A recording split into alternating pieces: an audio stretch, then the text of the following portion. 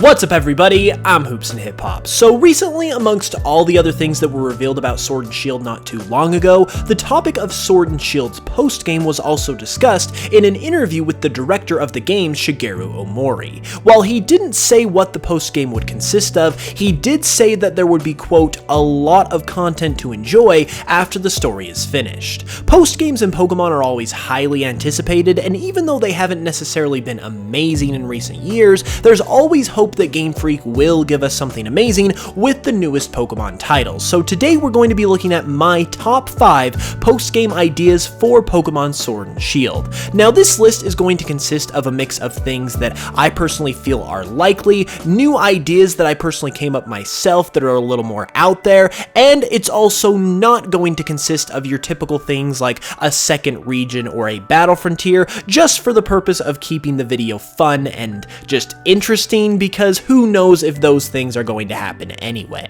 And so we're going to be exploring some alternate ideas that would be amazing to see even if we didn't get those fan favorites. With all that being said though, why don't we go ahead and just get into it. These are my top 5 post-game ideas for Pokemon Sword and Shield.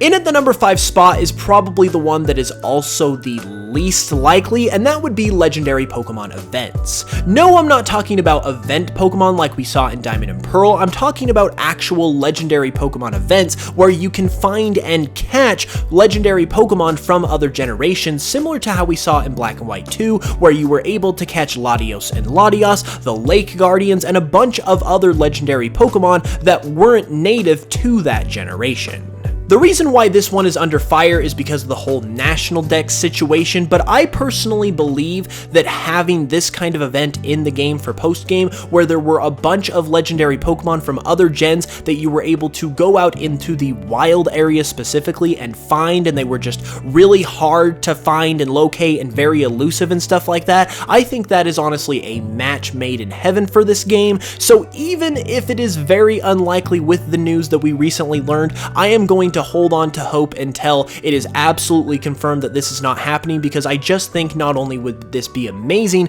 to be able to find and catch legendaries in this way, but I also think it's just such a perfect fit that it deserves to at least be considered until the very end, because we have had other ways of catching a lot of legendary Pokemon, like I said with the Ultra Wormholes in Ultra Sun and Moon, and then we had the Mirage spots in Oraz, but being able to find them in this more organic space where you get to kind of explore this open world that's a little more seamless than just going from spot to spot like with the Wormholes and the Mirage spots, I think would be amazing, and it's absolutely something, even if it's unlikely, that I want to see in these games.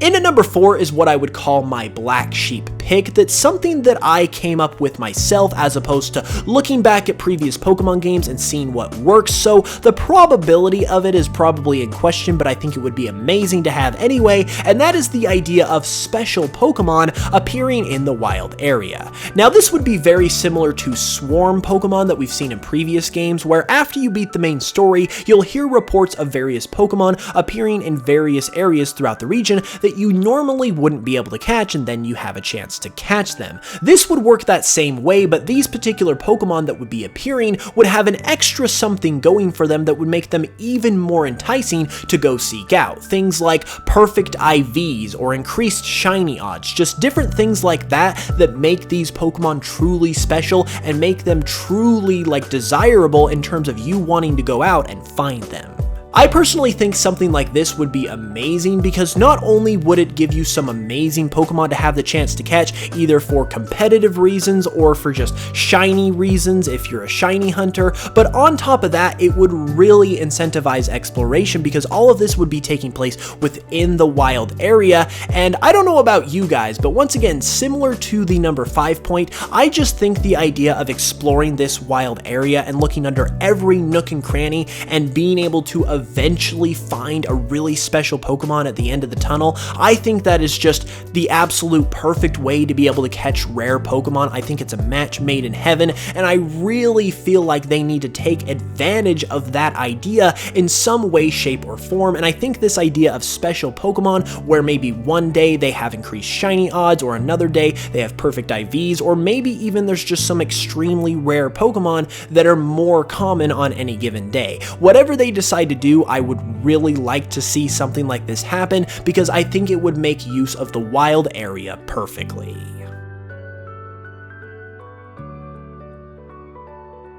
Coming in at the middle of the list at number 3 would be a lengthy Looker story. Now, this does come in at the middle of the list because we are pretty used to Looker at this point, especially in the post-game. He has appeared in every single Pokemon game since his debut in Pokemon Platinum, which makes him one of the most reoccurring Pokemon characters of all time. On top of that, he does typically appear in the post-game as well and give you some kind of quest to do, so a post-game Looker quest wouldn't be that crazy in terms of just having something new and exciting, but I do believe there is potential in Sword and Shield just because of the fact that Looker is very, very likely based on David Tennant's version of the Doctor from Doctor Who, and he's already a detective as well, so he very much has an English UK vibe going on that I think could make for a special kind of quest with him in the post-game. I personally have no ideas as to what kind of quest I would want to see involving Looker in the post-game, but I do know that I would want it to be a little lengthier. I want it to kind of take some time, maybe provide an extra like 10, maybe even 15 hours of gameplay, like actually make it a legitimate story. And on top of that, I don't want it to be kind of a fetch quest like we saw with the Ultra Beasts. The Ultra Beasts were all well and good, but it was kind of a fetch quest where you were just back and forth the whole time. I want some actual story content involving Looker in this game, kind of similar to how we saw with the Looker episode in X and Y, where there were new characters popping up, there were new plots. I want to see something that is very much in that kind of vein, just longer, so we feel like we're getting our money's worth, and so we can feel like we have a substantial post-game, because the other thing that's been wrong with Pokemon post-games in the past is that they're kind of short, and at the end of them, they kind of leave you wanting more. So at the end of the day, I want something that can really make me feel like we got a legitimate post-game, and a story-based post-game of that kind involving Looker, I think would be fantastic.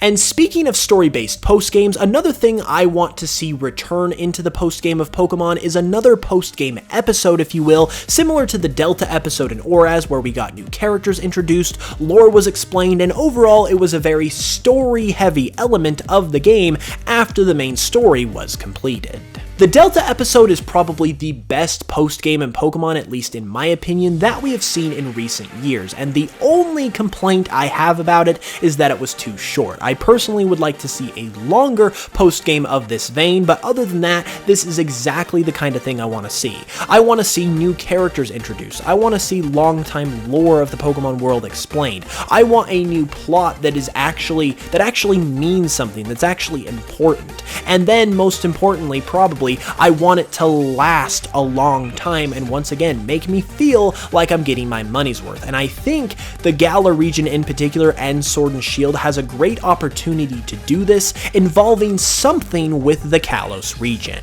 Now, unless we get a full-blown second region in this game for the post-game in the form of Kalos, which frankly is unlikely, I think doing something like this, where there was a Kalos episode in the post-game of Sword and Shield that brought back a ton of characters from X and Y and offered an explanation for a ton of the things that kind of went unexplained in X and Y, and the reason being is because those regions are so close together, so obviously you could expect a lot of crossover. I think that would be perfect. I don't even think people would complain about the lack of a second region if you gave us a Kalos episode where for some reason there was an influx of Kalos related things coming into the Galar region, and it offered an explanation for at least some of those mysteries that went unexplained in Pokemon X and Y that everyone has been wanting an explanation to ever since the games came out. I believe Kalos has a lot of potential in terms of story material or post-game content to offer this game, and I really hope they take advantage of it, because I would love to see something like this, a very story-heavy post-game, maybe involving Kalos, maybe involving something else, but overall just a very story-heavy post-game is what I want to see for these games.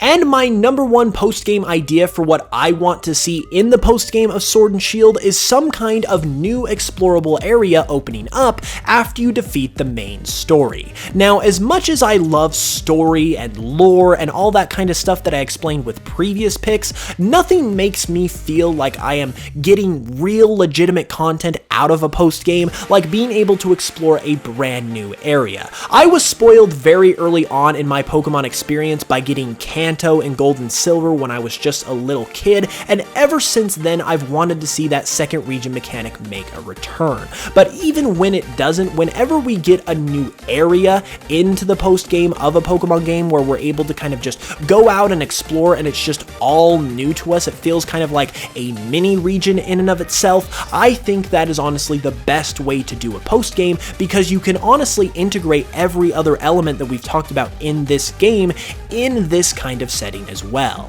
The perfect example of how to do this sort of thing would be the Sevi Islands in Fire Red and Leaf Green. No, they were not an entire second region, but they did offer a sizable new area to explore that you could get lost in the post game, but then they also offered a little bit of story within them as well. They offered some new characters, they offered side quests, they offered new Pokemon that you could catch that you couldn't before. Basically, all of the other things that I listed in and of themselves could be featured in kind of a bite-sized capacity within this idea of giving a new explorable area to explore. It's basically like a second quest, if you will, that allows you to begin the game anew at a brand new starting point a second time, which once again revitalizes those feelings of fascination and excitement that you got when you started the actual game itself for the first time. And there we have it, everybody. Now, because the post-game is honestly one of my most anticipated parts of any individual Pokemon game, I had a lot of fun coming up with these ideas and talking about it today with you guys, because I really want to see the post-game done right in these games. But if you guys did enjoy the video today, be sure to give it a like, because it really helps out. If you're new to the channel, be sure to subscribe as well for more Pokemon content every Tuesday, Thursday, and Saturday, and let me know in the comments below what you think of my picks and what you would like to see for the post-game as well. Also, if you like what you see here and you want to support the channel further, there's a couple really easy ways you can do that. First off, you can check out my podcast over on the UCast Studios YouTube channel that I do every single Friday, where I talk about anything and everything Pokemon related, and we have some really good and fun discussions. The link to that will be in the description and the iCard if you want to check it out. Once again, just listening to it really helps out the channel over here. And then you can also check me out on Spotify, give me a follow, listen to some of my Pokemon remixes, and that also directly supports the production of videos right here on this channel, and it's very much appreciated. So either one of those things, if you're interested in, I would very much appreciate the support on. And finally, be sure to check me out on Twitter for my Sword and Shield giveaway. It is going to be running all throughout the promotion and up to the release of the games, so don't miss out on a chance to win a free copy. And with all that being said, I will be back with another video on Tuesday, so be sure to hit that notification bell so you can be notified as soon as it goes live. And once again, as always, I love you guys, and I will smell you guys later.